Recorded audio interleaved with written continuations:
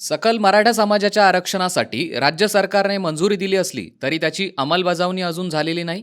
यासाठी राज्य सरकारने राज्य विधिमंडळाचे विशेष अधिवेशन बोलवावे. यासाठी पुन्हा एकदा मनोज जरांगे पाटील यांनी गेल्या 5 दिवसांपासून आमरण उपोषणाला सुरुवात केली आहे. आज त्यांच्या उपोषणाचा 5वा दिवस आहे.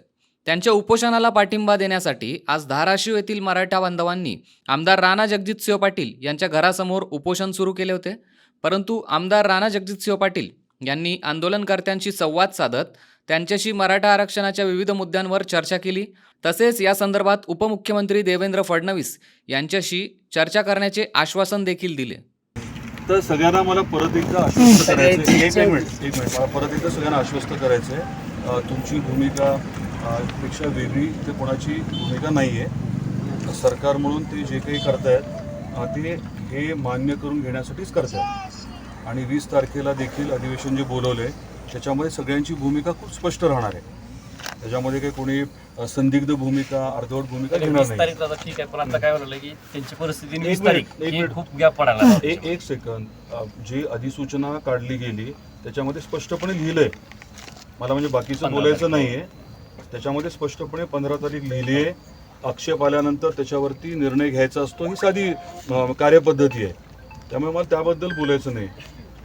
पण तुम्ही जे सुचवलं होतं की देवेंद्रजींना विनंती करायला लावावी, तो मेसेज जो आहे तो नक्की त्यांच्यापर्यंत पोहोचवेन.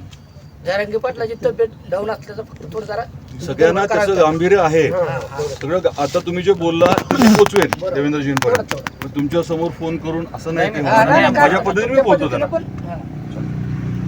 बाकी काय वाटतं तर ऑफकोर्स सांगा. इथं कोण उपोषणाला बसणार? परांडेची इथे बसले.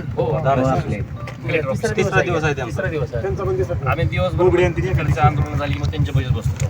तर चला त्यांनाही भेटून घेऊन त्यांना हे सांगू ना. मराठा आरक्षणाचा विषय आपल्या सर्वांचा पण अतिशय गंभीर आहे. लवकरात लवकर टिकणारं आरक्षण आपल्याला मिळावं या अनुषंगाने आपण सर्वच प्रयत्न करतोय. आपलं सरकार देखील सकारात्मक आहे. आज त्याच्या अनुषंगाने आमची जी चर्चा झाली त्यातनं अधिवेशन लवकर घेण्यात यावं अशी पहिली मागणी होती. त्या बाबतीमध्ये माझी चर्चा झालेली आहे. अधिसूचनेच्या अनुषंगाने 15 तारखेपर्यंत आक्षेप घेणं अपेक्षित होतं.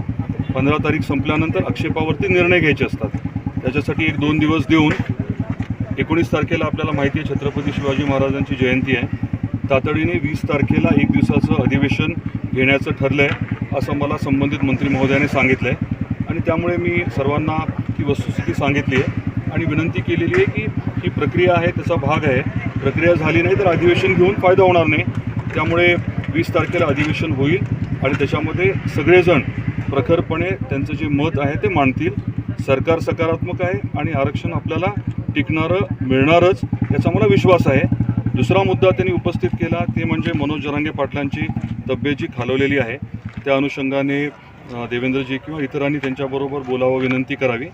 तो निरोप जो आहे तो त्यांच्यापर्यंत पोहोचवण्याचं देखील मी त्यांना सांगितलेलं आहे. एकूण काही चर्चा किंवा आता जे आहे ते आपल्याला काय नेमकं अपेक्षित आपण सांगतो की आता आंदोलन जे आहे ते चिघळ झाले. 2 बसवर धाराशिव जिल्ह्यात आज दगडफेक झालेली. काही तरुण 3 दिवस झालं उपोषणाला बसत आहेत. नेमका हा उपमुख्यमंत्री किंवा गृहमंत्री यांच्याकडे निवेदन देऊन आपण एक दुसरं आव्हान काय करणार, काय मागणी करणार? आत्ता तुळजापूरला जे उपोषणाला बसलेले आहेत त्यांच्याबरोबर मी थोडा वेळ चर्चा केली, बसलो, त्यांना सगळं समजून सांगितलं. आणि माझं आवर्जून आव्हान हेच राहणार आहे की सरकार खरोखर सकारात्मक आहे. काहीतरी चालढकल चालली असं नाही आहे. योग्य पद्धतीने टिकणारं आरक्षण आपल्याला पाहिजे.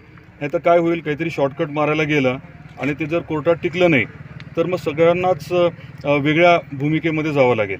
त्यामुळे माझी आवर्जून विनंती आहे की या विषयाच्या बाबतीमध्ये तीव्रता तर असायलाच हवी आपली, परंतु तीव्रतेतनं काही चुकीचं घडणं योग्य नाही आहे. समाजाच्या अनुषंगाने किंवा आपली जी काही परंपरा, एक वेगळी परंपरा जी आपण आता या आंदोलनाच्या माध्यमातून उभी केली आहे त्याला तडा जाऊ नये अशी माझी प्रामाणिकपणे विनंती आहे.